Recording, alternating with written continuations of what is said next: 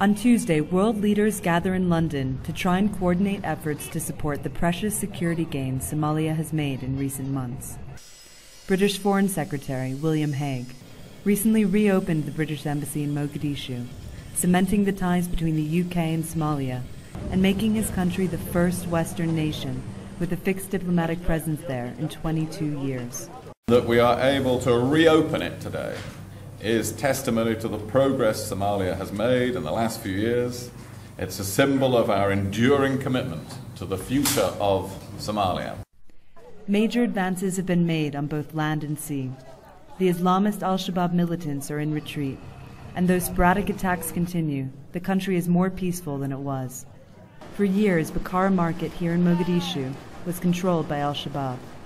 Kalashnikov rifles, machine guns, and hand grenades were sold from rickety wooden stands, and militants used it as a cover to launch attacks. Now, the shops have been renovated and the weapons replaced with building materials, clothing, and fruit. Key to Somalia's economic recovery is its port. The Somali coastline is the longest in Africa. A massive renovation project and a downturn in piracy has boosted business here at the port of Mogadishu by 20% from the same time last year. Piracy is now low, and we've seen that more ships now have the courage to bring their business to Mogadishu port. For much of the last decade, young Somalis have wreaked havoc among Indian Ocean shipping, seizing vessels and their crews. But improved security and greater use of armed guards on ships has brought about a drastic reduction in attacks, from 176 in 2011 to 36 last year.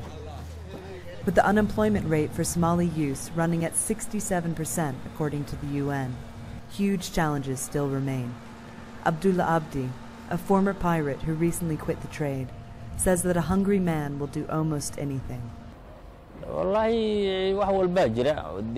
the name of Allah, there is a possibility that they will do worse than going to the sea.